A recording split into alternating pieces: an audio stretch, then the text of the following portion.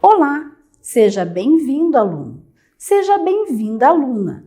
Eu sou a professora Cristina Klug e, dando continuidade aos nossos estudos, nesta aula serão abordados aspectos dos bens patrimoniais que carregam as marcas da história e da cultura com a qual foram produzidas.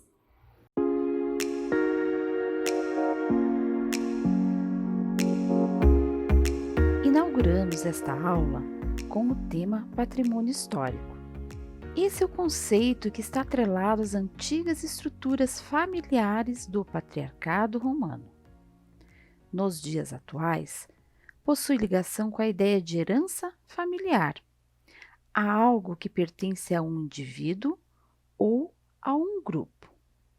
Veremos nessa unidade, portanto, os temas patrimônio histórico, preservação patrimonial, veremos as cartas patrimoniais, UNESCO e suas categorias, e também a preservação no Brasil. E as considerações finais.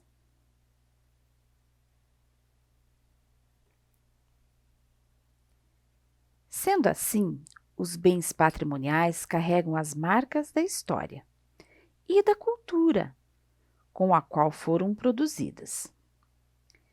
Veja a imagem apresentada. O patrimônio pode ser histórico, artístico, cultural e imaterial, conceitos que veremos a seguir.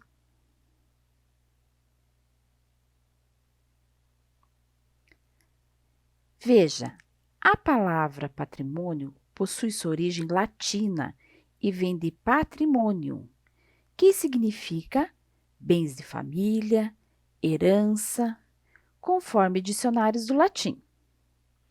O sentido etimológico da palavra patre mais monium nos remete à herança paterna.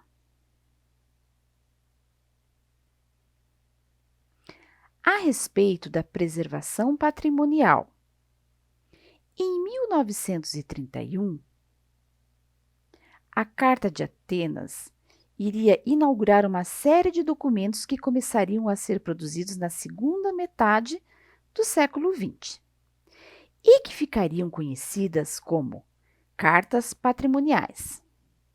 Para entendermos como se deu esse processo, vamos iniciar pelas reuniões oficiais para debater a respeito das questões relacionadas ao patrimônio e à preservação, e que foram desenvolvidas pela Organização das Nações Unidas para a Educação. A partir destas reuniões tiveram origem documentos formais, porém sem lei instituída, e que foram nomeadas cartas patrimoniais. Veja a importância de preservar. A autora Sandy traz para a gente o seguinte: essas definições sobre patrimônio cultural e natural são claras. Os países geralmente atacam-nas e as inserem em sua legislação para preservação e fomento do patrimônio.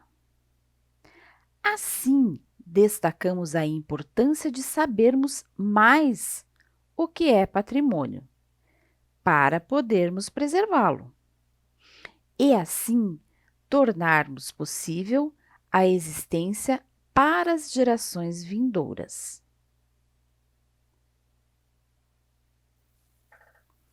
A respeito das cartas patrimoniais. Veja, esses documentos possuíam diretrizes de como seria realizado um trabalho sério e responsável com o patrimônio. Isso a nível mundial. Bem, sendo assim, as cartas patrimoniais são documentos bastante sucintos, ou seja, resumidos e claros a respeito de conceitos e medidas pertinentes à restauração, à conservação e à promoção do patrimônio histórico e artístico, que servem para dar um norte aos países no trato de seus bens culturais. Elas não são redigidas favorecendo uma ou outra linha teórica, mas por meio de um consenso entre as ideias mais amplamente discutidas naquele momento histórico.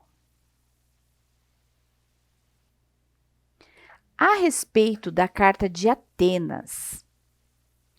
Bem, ela surgiu em 1931 e discute a racionalização de procedimentos em arquitetura e propõe normas e condutas em relação à preservação e conservação de edificações, para terem caráter internacionais e para garantirem a perpetuação das características históricas e culturais nos monumentos a serem preservados. Podemos reunir a ideia de que as técnicas e as teorias dominantes a cada momento da evolução do pensamento preservacionista muitas vezes possibilitaram a descaracterização de prédios de valor histórico, ao permitirem certas adaptações de técnicas construtivas ou ao consentirem na modernização de instalações para a readequação dos espaços às demandas da vida moderna. Então, é importante ressaltar que os documentos gerados inicialmente, em geral, não têm maior grau de observância com a explicação de detalhes para o restauro ou para outras intervenções nos monumentos de patrimônio histórico.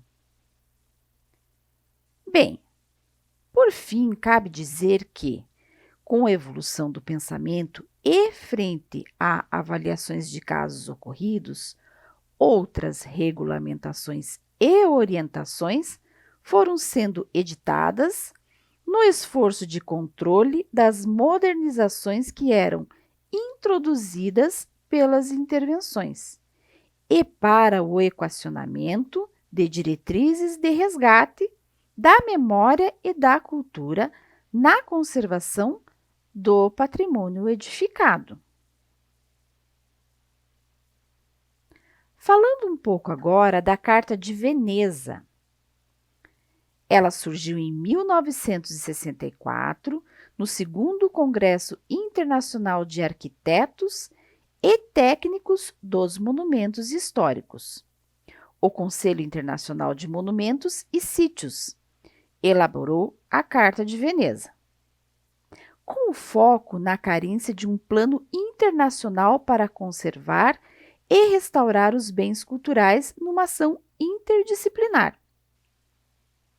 Inicialmente, monumento histórico é definido como uma criação isolada, sítio urbano ou rural, que testemunha uma civilização particular, evolução significativa ou acontecimento histórico. Então, posteriormente, descreve sua finalidade como sendo a busca de conservação e restauração dos monumentos, visando preservar tanto a obra propriamente dita, quanto o seu testemunho histórico.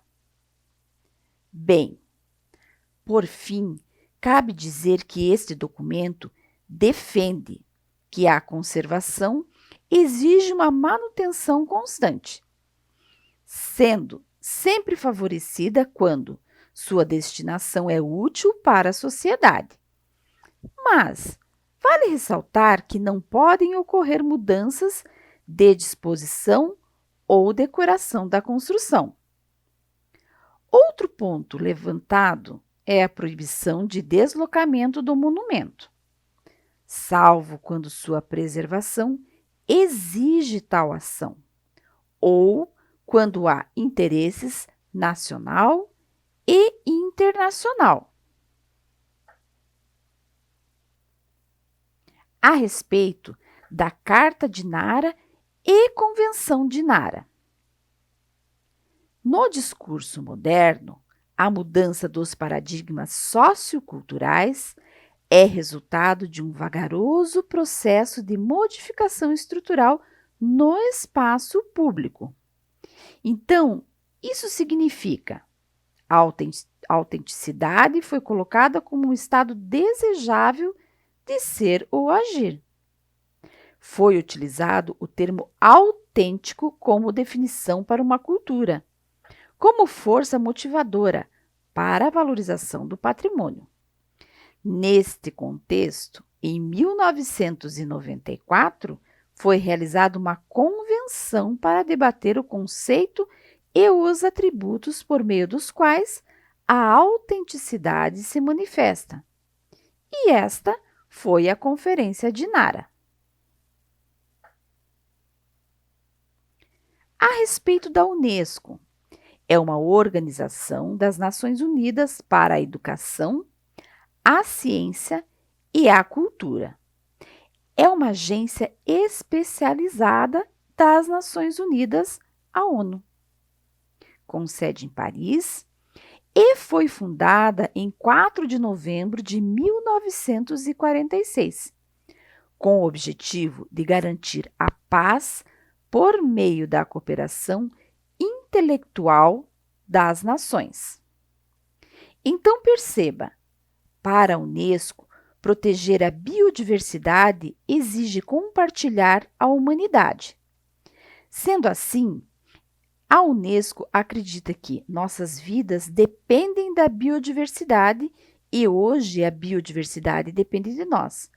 Para proteger, restaurar e preservar, devemos compartilhar ciência, conhecimento, as melhores práticas e trazer à tona o melhor de quem somos como seres humanos. Bem, a Unesco e a visão da Unesco. Ela está fundamentada na concepção de que as guerras começam na mente dos homens e mulheres. É na mente que a paz também deve ser construída. A Unesco usa educação, ciência, cultura, comunicação e informação para promover a compreensão mútua e o respeito pelo nosso planeta. A Unesco trabalha para fortalecer a solidariedade intelectual e moral da humanidade e trazer o melhor de nossa humanidade compartilhada.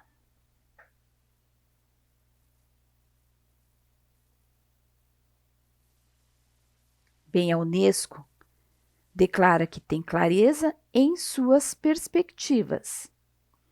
Sendo assim, após 2 guerras mundiais em menos de 30 anos, nasceu, portanto, esta visão, que para alcançar uma paz duradoura, não bastam acordos econômicos e políticos entre os Estados.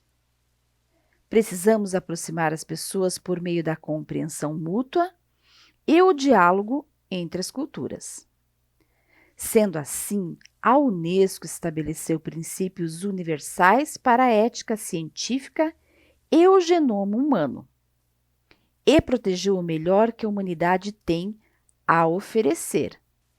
Por exemplo, os templos do Antigo Egito, salvo da subida das águas, os tesouros de Veneza e Angkor, a velha ponte de Mostar, reconstruída após a guerra, a cidade velha de Mossul, revivida como símbolo de paz. Então, hoje, a Unesco ainda está inovando, conduzindo reflexões globais sobre o futuro da educação em um mundo pós-Covid. Estamos estabelecendo padrões comuns sobre a ciência aberta e ética da inteligência artificial. Estamos desenvolvendo novas ferramentas para combater novas formas de racismo e discurso de ódio, e construir uma relação mais sustentável entre humanos e o meio ambiente. Perceba, ao longo de muitos anos, a Unesco lançou programas pioneiros para alcançar suas metas. Sendo assim, desde o princípio, a Unesco denunciou o racismo e mobilizou filósofos, artistas, as mentes mais brilhantes de todas as nações, para desenvolver projetos inovadores que mudaram a forma como vemos o mundo. A Convenção Universal de Direitos Autorais, reservas da biosfera, patrimônio mundial, patrimônio imaterial, entre outros. Proteção e a preservação do patrimônio cultural e natural de todo o mundo. A Unesco se propõe a promover a identificação, a proteção e a preservação do patrimônio cultural e natural de todo o mundo, considerado especialmente valioso para a humanidade. As relações com a salvaguarda do patrimônio cultural, tangível e intangível no Brasil podem ser as principais referências para as políticas nesse campo. Por fim, para ampliar a noção de monumento histórico, a Unesco aprovou, no ano de 1972, a Convenção para a Proteção do Patrimônio Mundial, Cultural e Natural. A partir desse momento, passou-se a utilizar com maior frequência o termo patrimônio cultural, em oposição a monumentos históricos. Patrimônio cultural. 3 categorias são consideradas.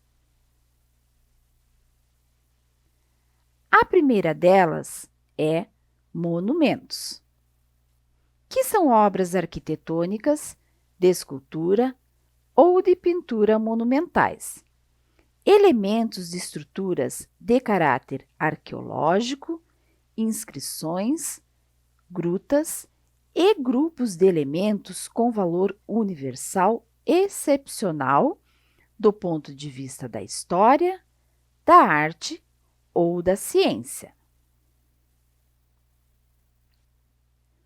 Outro grupo são os conjuntos, que são grupos de construções isoladas ou reunidos que, em virtude da arquitetura, unidade ou integração na paisagem, têm valor universal excepcional do ponto de vista da história, da arte ou da ciência. Por fim, o último são os locais de interesse. São obras do homem ou obras conjugadas do homem e da natureza, e as zonas, incluindo os locais de interesse arqueológico, com um valor universal excepcional do ponto de vista histórico, estético, etnológico ou antropológico. A respeito da preservação de sítios naturais. Bem, para muito além dessas categorias que eu mencionei, que têm em comum serem obras construídas por mãos humanas, a Convenção considerou que alguns sítios naturais também deveriam ser protegidos e preservados pelo seu excepcional interesse estético, científico ou conservativo. Dentre estes sítios estariam formações físicas, biológicas e geológicas, além das zonas naturais, que são Entre outros aspectos, habitat de espécies animais e vegetais ameaçadas de extinção e necessitados de preservação. O Centro Histórico de Diamantina, em Minas Gerais. Bem, a cidade de Diamantina é situada no nordeste do estado de Minas e é um importante testemunho da ocupação do interior do país, demonstrando como no século XVIII os aventureiros à procura de riquezas e os representantes da coroa portuguesa adaptaram os modelos europeus a uma realidade americana, criando uma cultura original. O centro histórico foi tombado pelo IPHAN em 1938. O reconhecimento como Patrimônio Mundial pela Unesco ocorreu em dezembro de 1999. Veja, o Centro Histórico de Diamantina é perfeitamente integrado à paisagem severa e grandiosa. É um exemplo de refinamento ocorrido nas Américas. A cidade apresenta com muita clareza características singulares e representativas de sua condição única de implantação de um núcleo colonial português, território dos diamantes, dentro do complexo geográfico da Serra do Espinhaço, sem que isso alterasse a disposição do colonizador em reproduzir seus hábitos culturais de origem. Agora, o conjunto moderno da Pampulha, em Belo Horizonte, também em Minas Gerais. Bem, o conjunto moderno da Pampulha está situado em uma das regiões mais tradicionais de Belo Horizonte e recebeu o título de Patrimônio Mundial durante a 40ª reunião do Comitê do Patrimônio Mundial, que aconteceu em Istambul, na Turquia, no dia 16 de julho de 2016. A Pampulha é o primeiro bem cultural a receber o título de Paisagem Cultural do Patrimônio Moderno. O IPHAN tombou todo o conjunto em 1997. Para a Unesco, representa uma obra-prima do gênio criativo humano e o próprio Oscar Niemeyer o considerou uma de suas obras mais importantes.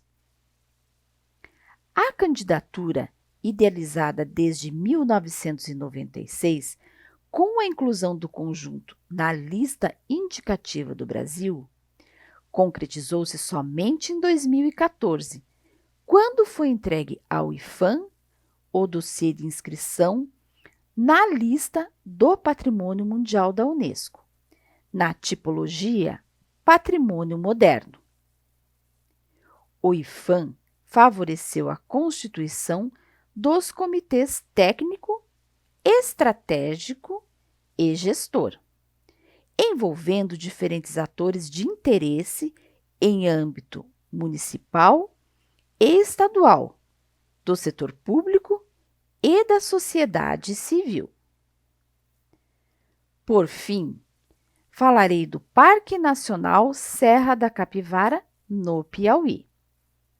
O Parque Nacional Serra da Capivara foi criado em 1979 para preservar vestígios arqueológicos da mais remota presença do homem na América do Sul. Sua demarcação foi concluída em 1990 e o parque é subordinado ao Instituto Chico Mendes de Conservação da Biodiversidade.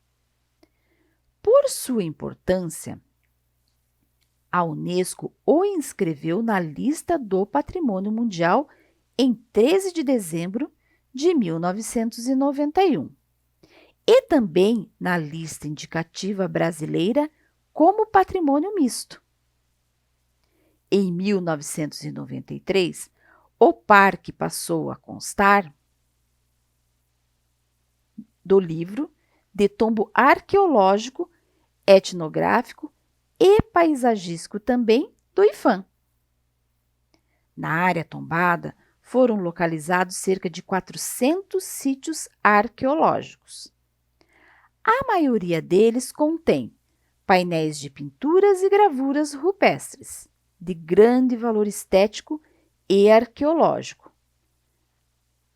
Sendo assim, a área faz parte de um dos 63 parques nacionais do Brasil e está entre as 10 que protege a Caatinga, sendo constituída de quase 40% da Caatinga protegida no país. Bem, mas o que é patrimônio cultural? Bem, podemos dizer que o patrimônio cultural é composto por monumentos, conjuntos de construções e sítios arqueológicos de fundamental importância para a memória, a identidade e a criatividade dos povos e a riqueza das culturas.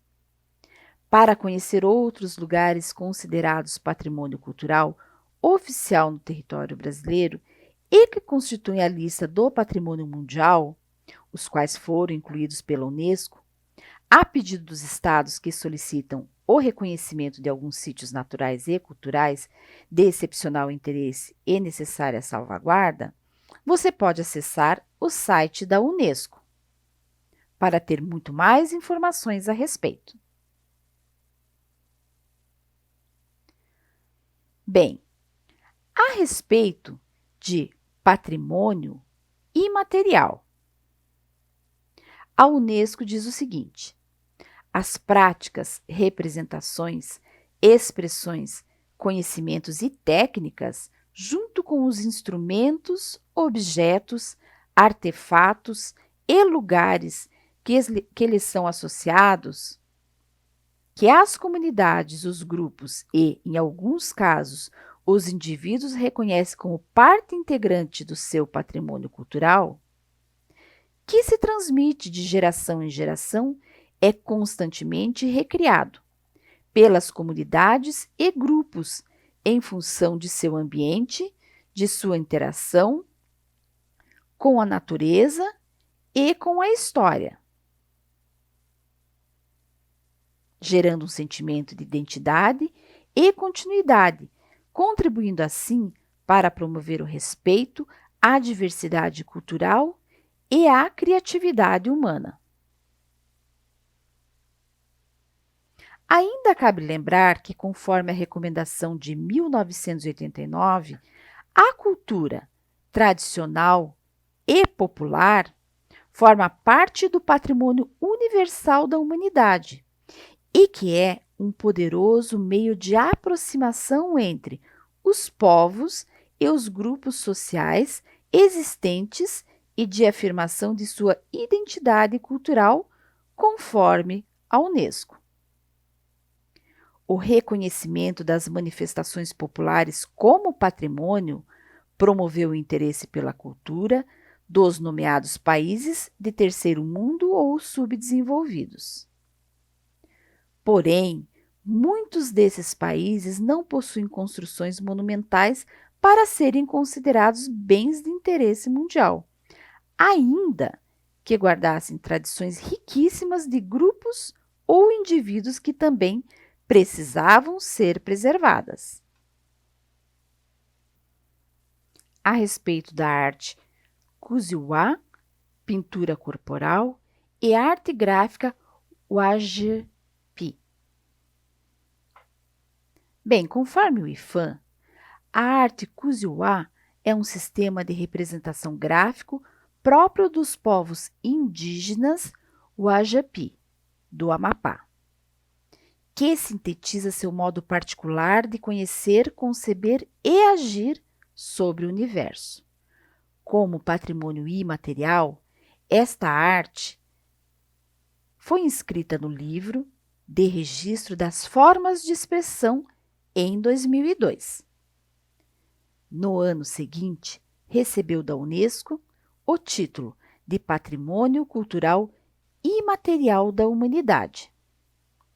A terra indígena Uajopi, demarcada e homologada em 1996. É uma área muito preservada, onde viviam cerca de 1.100 indígenas em 48 aldeias. Veja, essa arte está vinculada à organização social com o uso adequado da terra indígena e o conhecimento tradicional. Os indígenas usam composições de padrões nas costas, na face, nos braços. A pintura é para todos os dias e quando os adultos se pintam, os jovens aprendem a fazer composições nos seus corpos. A respeito da preservação no Brasil, falando um pouquinho da criação do SFAM, objetivos da criação do SFAM. Bem, o Serviço do Patrimônio Histórico e Artístico Nacional, o SFAM, foi a primeira denominação do órgão federal de proteção ao patrimônio cultural brasileiro. Atualmente, é o Instituto do Patrimônio Histórico e Artístico Nacional, chamado de IPHAN, sua sigla.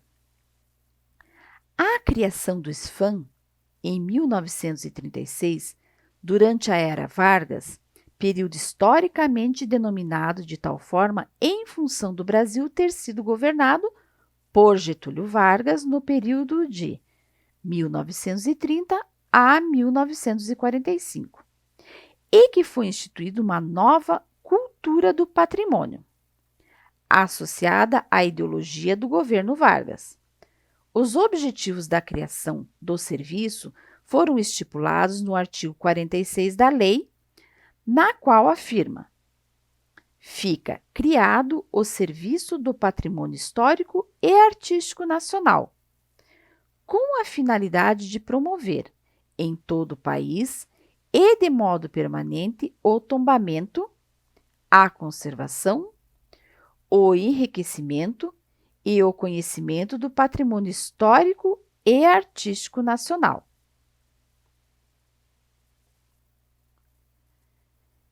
Nesse sentido, a definição de patrimônio histórico e artístico nacional ficou como o conjunto dos bens móveis e imóveis existentes no país, e cuja conservação seja de interesse público, quer por sua vinculação a fatos memoráveis da história do Brasil, quer por seu excepcional valor arqueológico ou etnográfico, bibliográfico ou artístico, conforme a Lei de 1937. Sendo assim, bens móveis são as coleções arqueológicas, os acervos museológicos, os arquivos documentais, fotográficos e videográficos, as esculturas, etc. Já os bens imóveis são os núcleos urbanos, os sítios arqueológicos, paisagísticos e os monumentos individuais. Bem, a respeito do termo tombamento, é um instrumento jurídico utilizado para proteger um bem móvel ou imóvel de interesse cultural, que pode ser utilizado pelos poderes públicos, municipais, estaduais ou federais. Tombar um bem significa registrá-lo com o intuito de protegê-lo de demolições ou descaracterizações propositais ou não. A respeito de São João del Rei, o tombamento do conjunto arquitetônico em Minas Gerais foi efetivado por meio da notificação número 45 do SFAM, de 16 de fevereiro de 1938, e assinada pelo então prefeito da cidade, Dr. Antônio das Chagas Viegas, em 24 de janeiro de 1938, e inscrita sob número 1 na folha 2 do livro Tombo das Belas Artes, em 4 de março de 1938.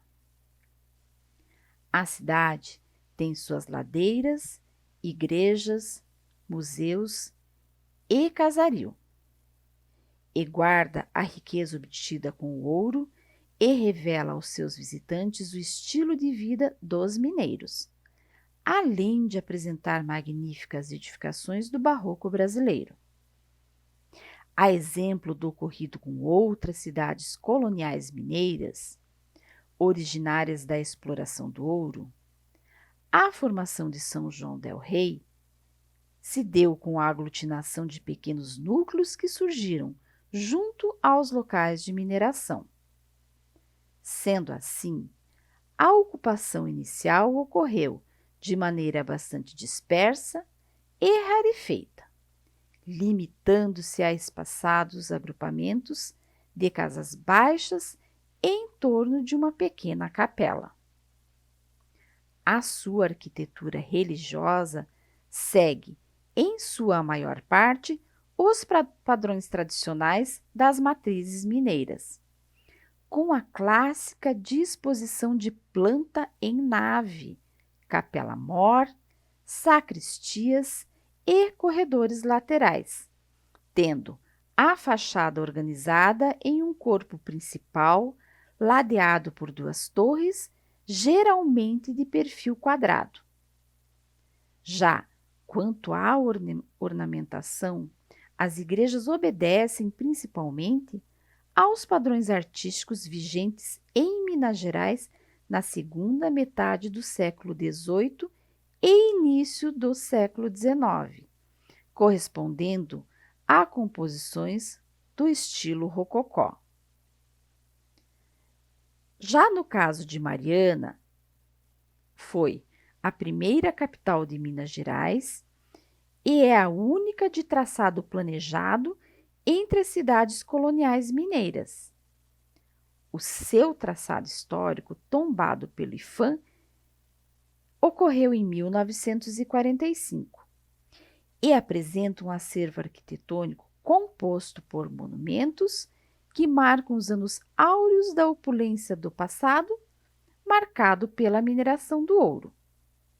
O traçado urbano, policêntrico, pontilhado por igrejas, passos de paixão e chafarizes, revela o efeito cênico típico da estética barroca da influência portuguesa.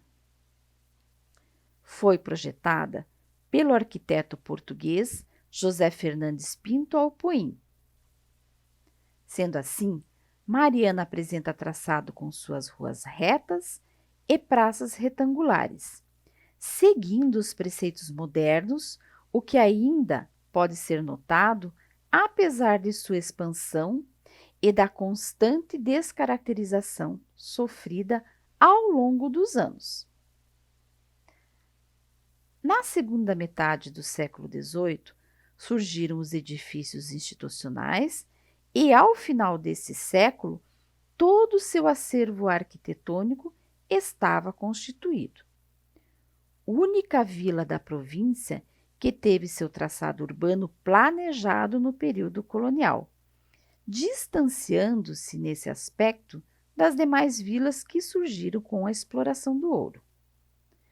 Por fim, entre os monumentos religiosos tombados, destacam-se a Catedral de Nossa Senhora de Assunção, Igreja da Sé, uma das mais antigas igrejas mineiras, o Seminário Maior de Mariana, de estilo neoclássico, o conjunto de sobrados da Rua Direita, com casas comerciais no térreo e sacadas do andar superior, sendo uma delas a casa onde viveu o poeta Alfonso Guimarães, as pinturas sacras de Manuel da Costa Taide e as igrejas de São Francisco de Assis e a Igreja do Carmo.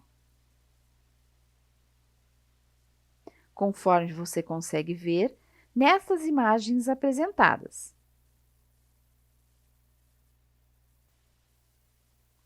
Bem, chegamos às considerações finais desse capítulo. As definições sobre patrimônio cultural e natural, respectivamente, são bastante claras. Sendo assim, a maioria dos países, no geral, colocam em sua legislação para a preservação e fomento do patrimônio. Bem, a partir desta concepção, é importante ressaltar que, compreendendo o que é patrimônio, poderemos implementar ações para podermos preservá-lo e, assim, tornarmos possível a sua existência para as gerações futuras.